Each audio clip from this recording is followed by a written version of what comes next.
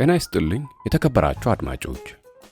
የዛሬው ታሪክ መቼት እንደ አውሮፓውያን አቆጣጠር ከሐምሌ 1870 እስከ ግንቦት 1871 ዓ.ም ድረስ በነበረው ፍራንኮ ፕሩሺያን በሚባለው የጀርመንና የፈረንሳይ ጦርነት ወቅት በጀርመን ወታደሮች ተይዘው ከነበሩ የፈረንሳይ ግዛቶች ውስጥ በአንዱ የገጠር አካባቢ ነው። ይህ በፈረንሳዊው ደራሲ ጊ ደ ሞፓሳ ላሜር ሳቫዥ ወይም አረመኔዋ እናት በሚል የተጻፈው ድርሰት ጦርነት የሚፈጥረው ጠባሳ አንዲትን ምስኪን እናት ወደ አረመኔነት የሚለውጥ አስከፊ ነገር እንደሆነ የሚያሳይ ታሪክ ነው። ላይክ፣ ሼር፣ ኮሜንት እና ሰብስክራይብ ማድረግ አይረሳ። ወደ ትረካው እናልፋለን።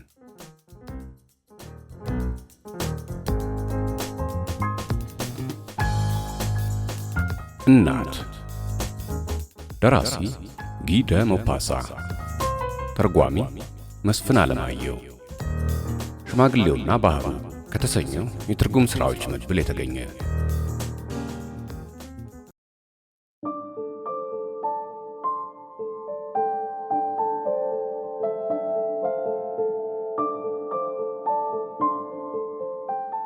ወደ ቬርሊን ብቅ ካልኩ 15 ዓመት ገደማ ይሆነኛል።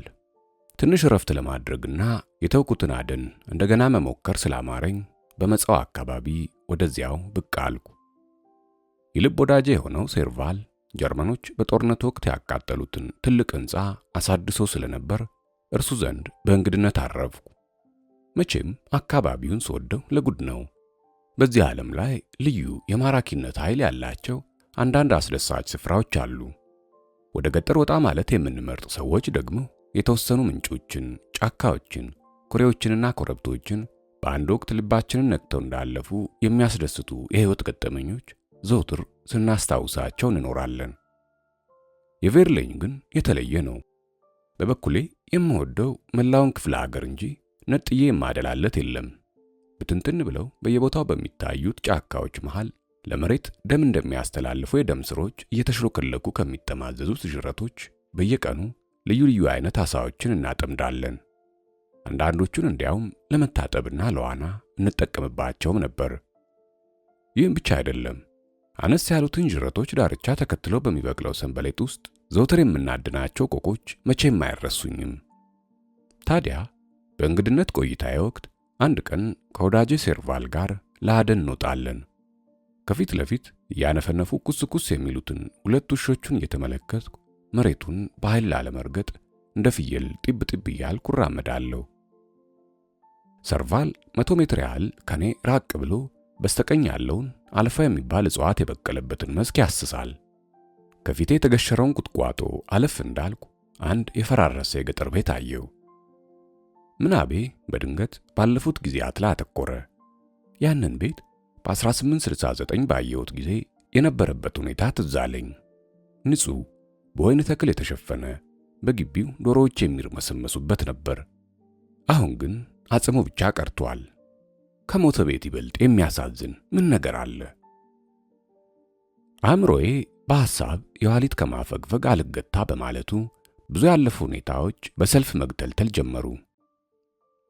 አንድ ቀን በጣም ደክሞኝ በዚያ አካባቢ ሳልፍ ወደ ቤቱ ጎራ ብዬ ያደረግኩት ረፍትና አንዲት ሴት የወይን ጠጅ በብርጭቆ ሞልቶ የጋበዙኝ ሁሉ ትዝ አለኝ። አባወራው ያለ ፈቃድ የሚያድን ሽማግሌ ነበር። በዚሁ ጦስ ከፖሊሶች ጋር በተፈጠረው ፍልሚያ ተገደለ። ልጅየውም ረጅምና ቀጭን ሲሆን እንደ አባቱ ኃይለኛ አዳኝ እንደሚወጣው ያስታውቅ ነበር። እኔ በዚያን ጊዜ እንዳየሁት ትውስ ይለኛል። የአካባቢው ነዋሪዎች ያልሰለጠነ እያሉ ነበር ቤተሰቡን የሚጠሩት። ይህ ግን ስማቸው ይሁን የቅጽል ስማቸው በውል አላውቅም። ከኔ ማዶ በጥንቃቄ ጎበጥ ጎበጥ የሚለውን ሴርቫልን ጠራሁት። በረጅም እርምጃው ቀልጠም ቀልጠም እያለ መጣ። እዚህ ቤት ውስጥ ይኖሩ የነበሩትን ሰዎች ምን አጋጠማቸው ስል ጠየቅኩት። የሚከተለውን ታሪክ ነገረኝ።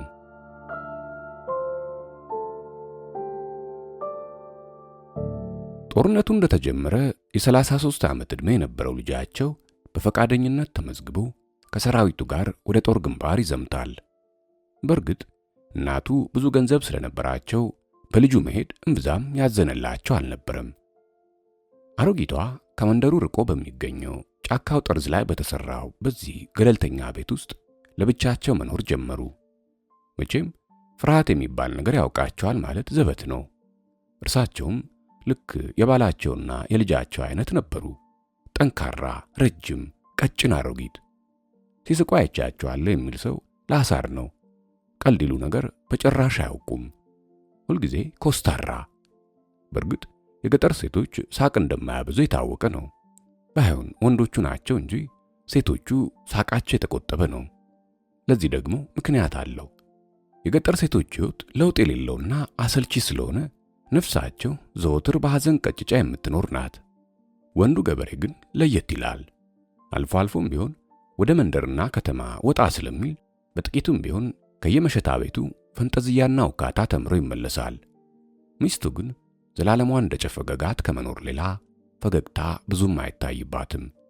የፊቷ ጡንቻዎች የሳቅን እንቅስቃሴ ሳያውቁ በመጨረሻም በዚያው ከረው ደርቀው ይቀራሉ። ታዲያ ቀደም ሲል እንደጠቀስኩልህ እኒያ ብርቱ ሴት የተለመደ ኑሯቸውን በብቸኝነት መግፋት ቀጠሉ። ወዲያው ክረምቱ ገባና ቤቱም በበረዶ ተሸፈነ። በሳምንት አንድ ቀን ዳቦና ስጋ ለመግዛት ወደ መንደሯ ብቅ ይላሉ። ሸመታቸውን ሲጨርሱ ወደ ሌላ ወለም ዘለም የለም። በቀጥታ ወደ ቤታቸው ነው። በአካባቢው ጫካ ውስጥ የሚኖሩ ተኩላዎች በሰው ላይ አደጋ እንደሚያደርሱ ስለሚታወቅ ምንም ቢሆን ባዶ እጃቸውን አያወጡም። እጅ ስለበዛበት የሰደፉ እንጨት ማለቅ የጀመረውን የልጃቸውን ዝገት የከጀለው አሮጌ ጠመንጃ በትከሻቸው ያነግታሉ። ማንም አይኑን አሳርፎበት የማያውቀው ነጭ ጸጉራቸው ከተጠፈረበት ጥቁር ሻሽ በላይ የጠመንጃቸው አፈሙዝ ተቀስሮ እየታየ በጥቂቱ ጎበጥ ብለው እርምጃቸውን በረጅሙ ጣል ጣል እያደረጉ በበረዶ ላይ በእርጋታ ሲጓዙ ለሚያያቸው የሚያስገርሙ ትርኢት ነበሩ። አንድ ቀን የጀርመን ወታደሮች ወደ አካባቢው ደረሱ። ሀብትና የኑሮ ሁኔታ እየታየ በየነዋሪው ቤት እንዲቀመጡ ተደላደሉ።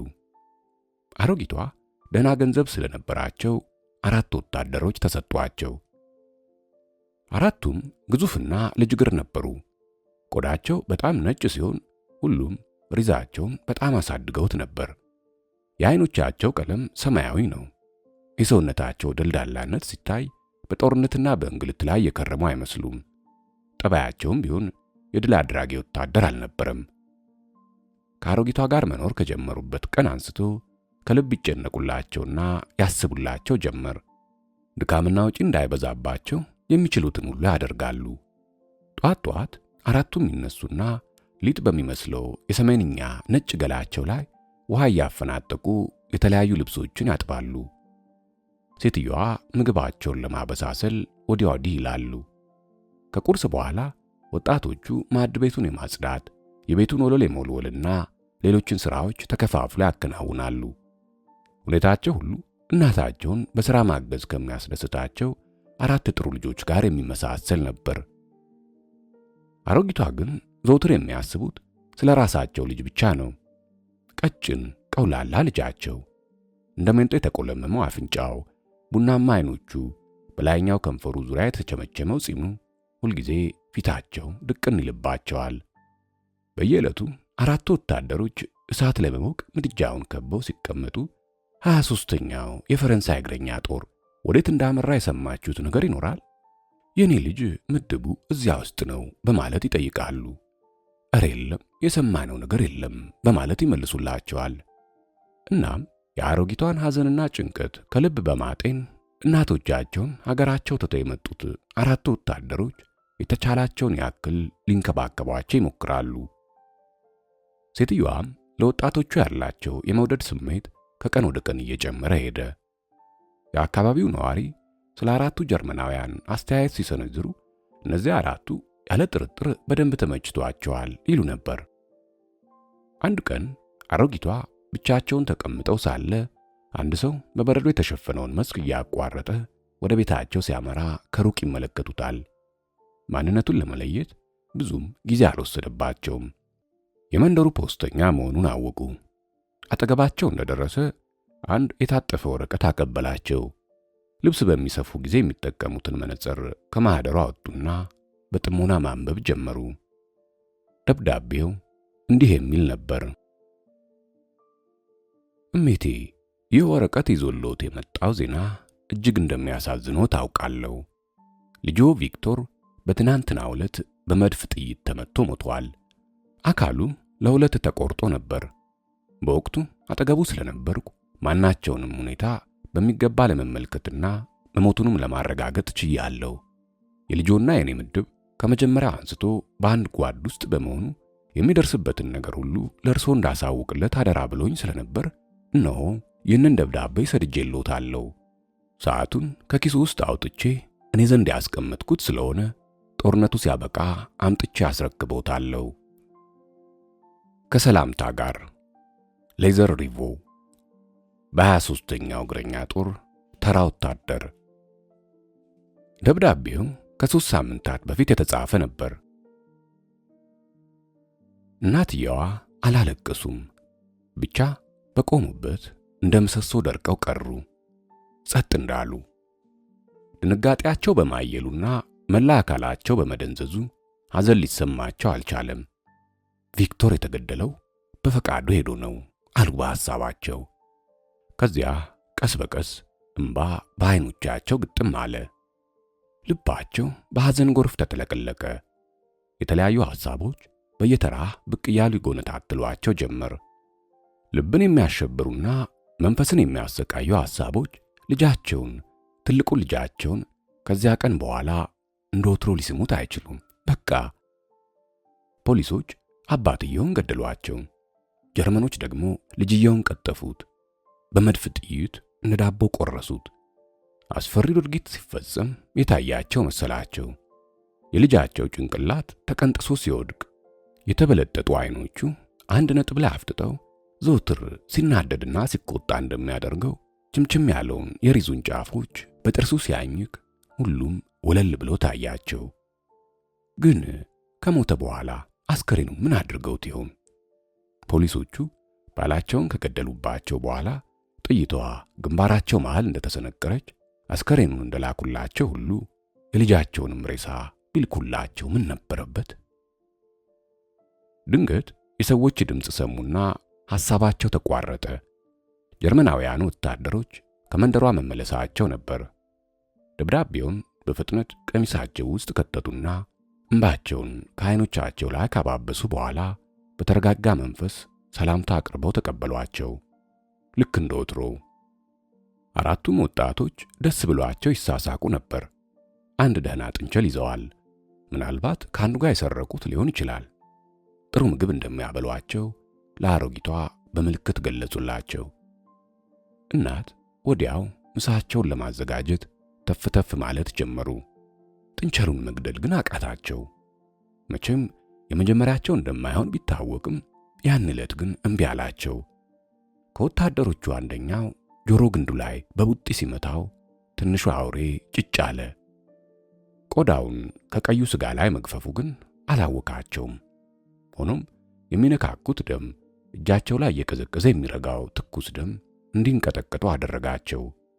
የጥንቸሉ ሥጋ እጆቻቸው ላይ እንደሚንቀጠቀጠው ሁሉ እሳቸውም ከእግር እስከ ራሳቸው ተንዘፈዘፉ። ምግቡ እንደደረሰ ከጀርመናውያኑ ጋር ማዕድ ቀረቡ። መብላት ግን አልሆነላቸውም።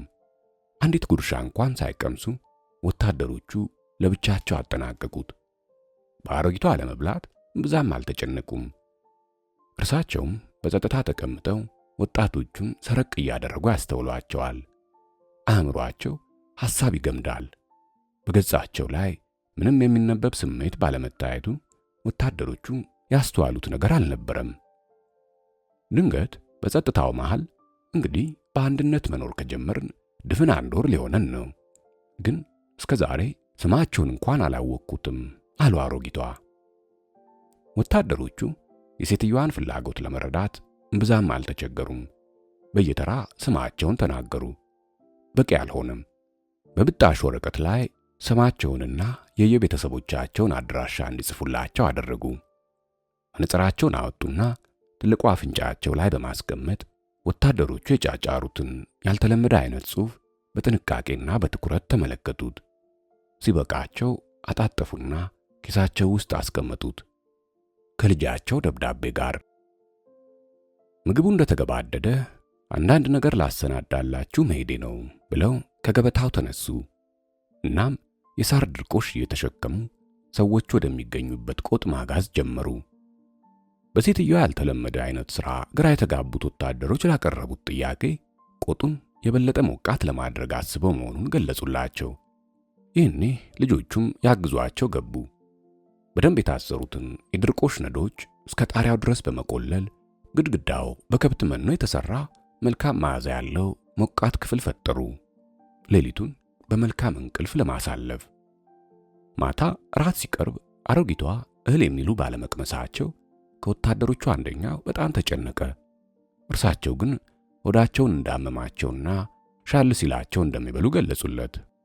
ገበታ ከፍ ካለ በኋላ በደንብ እንዲሞቃቸው በማለት አሮጊቷ የምድጃውን እሳት በደንብ አያይዘው ቁጭ አሉ። አራቱ ጀርመናውያንም ዘውትር ማታ ማታ እንደሚያደርጉት በመሰላላቸው ወጥተው ቆጣቸው ላይ ሰፈሩ። ወታደሮቹ ወደሚተኙበት ቆጥ የሚያስገባውን በር እንደቀረቀሩ አሮጊቷ መሰላሉን አነሱት። ከዚያ በኋላ ዋናውን የቤቱን በር በጸጥታ ከፍተው ወጥተው ተጨማሪ ሳር ድርቆሽ እያጋዙ ኩሽናው ውስጥ መከመር ጀመሩ።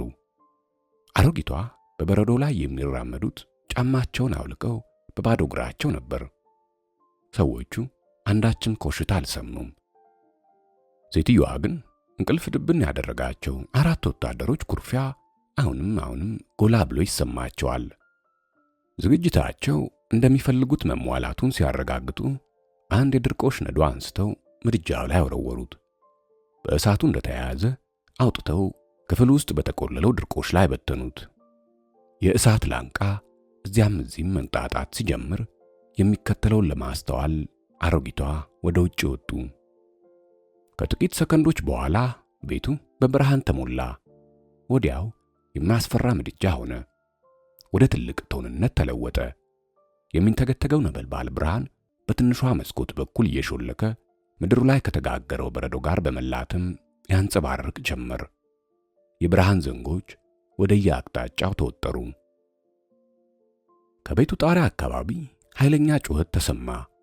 ልብ የሚቀረድድ የፍርሃትና የስቃይ ዋይታ በማከታተል ማስተጋባት ቀጠለ። ጥቂት ቆይቶ ወታደሮቹ የተኙበት ቆጥ በር ተገርስሶ ሲወድቅ እንደ አውሎ ንፋስ የሚጥመለመል እሳት ቆጡን በአንዲት ቅጽበት ላስ አድርጎ ጣሪያውን በመበርቀስ ወደ ሰማይ መምዘግዘግ ጀመረ። ከዚያ በኋላ ቤቱ ፍጹም ደመራ ሆነ። ከውስጥ በኩል የሚሰማ ድምፅ አልነበረም። ከነበልባሉ መንጣጣት፣ ከግድግዳዎቹ መገርሰስና መፈረካከስ፣ ከጣሪያው ወራጅ እንጨቶች መሰባበር በስተቀር። ድንገት ጣሪያው እንዳለ ተደረመሰና ወለሉ ላይ ተዘረገፈ። የሚቡለቀለቅ ጢስና የትንታግ ፏፏቴ ከቤቱ ቅሪት ላይ ቱግ ብሎ ተነሳ። በረዶ ለብሶ ዙሪያውን የተኮፈሰው ገጠር በነበልባሉ ወጋገን በርቶ ሲታይ ቀይ ቀለም በስሱ የተነከረ ሸማ መሰለ። ከሩቅ የደወል ድምፅ መሰማት ጀመረ። አሮጊቷ ተቃጥሎ በማለቅ ላይ ባለው ቤታቸው ትይዩ ቆመዋል። ከሰዎቹ አንዳቸውም አምልጠው እንዳይወጡ ለመከላከል የልጃቸውን አሮጌ ጠመንጃ አጥብቀው ይዘዋል።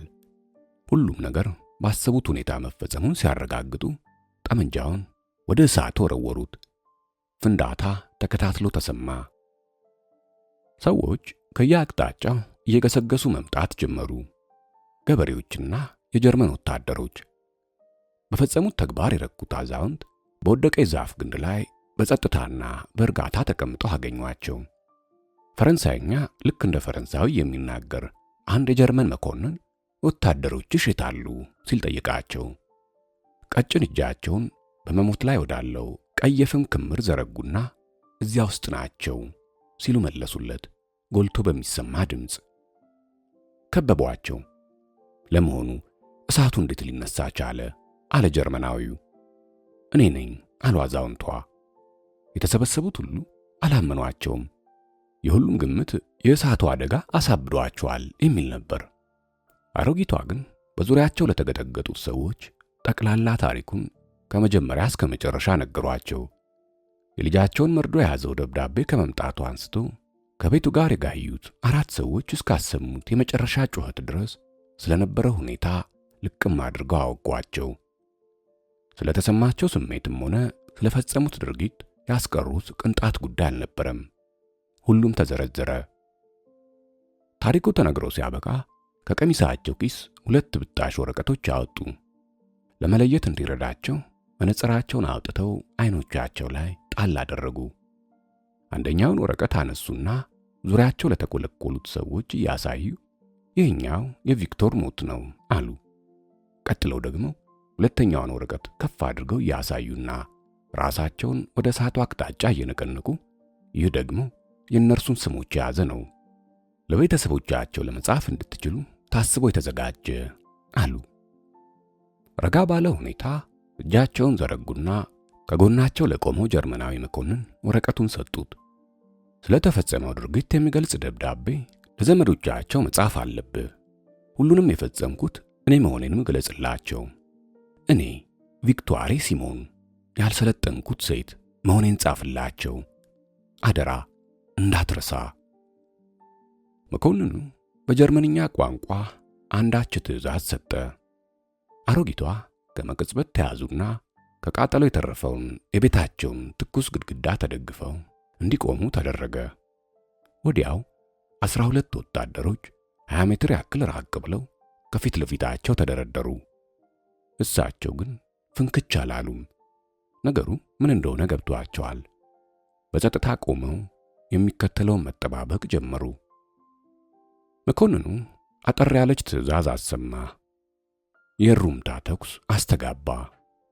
አንዲት ነጠላ ተኩስ መጨረሻ ላይ ለብቻዋ ለጠቀች።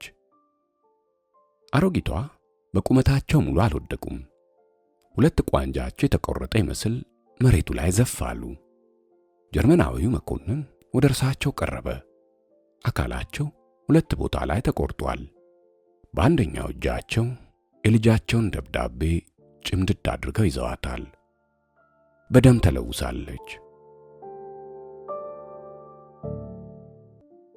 ወዳጄ ሰርቫል ጨዋታውን ሲደመድም ጀርመኖቹ የወታደሮቻቸውን ደም የተበቀሉ መስሏቸው የኔንም ሕንጻ አቃጠሉት አለና በዝምታ ተዋጠ። እኔ ግን በዚያ ቅጽበት የማስበው ስለነዚያ አጽሙ ብቻ ተገትሮ በቀረው በዚያ የገጠር ቤት ውስጥ የዶግ አመድ ስለሆኑት 4 ጨዋ ወጣቶች እናቶችና ግድግዳውን ተደግፈው ስለተረሸኑት ሌላዋ እናት ጀግንነት ነበር። ከዚህ ሐሳቤም ሳልመለስ ወደ መሬት ጎንበስ ብዬ አንዲት ድንጋይ እንደ ዘበት አነሳው። በእሳቱ ተለብልባ የጠቆረች ድንጋይ ነበረች።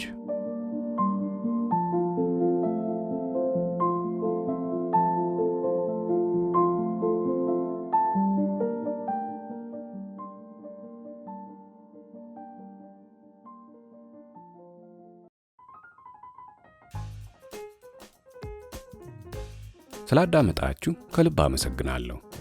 አዘጋጅቼ ያቀርብኩላችሁ አድማስ ነበርኩ። በቀጣይ ትረካ እስከምንገናኝ መልካም ጊዜ።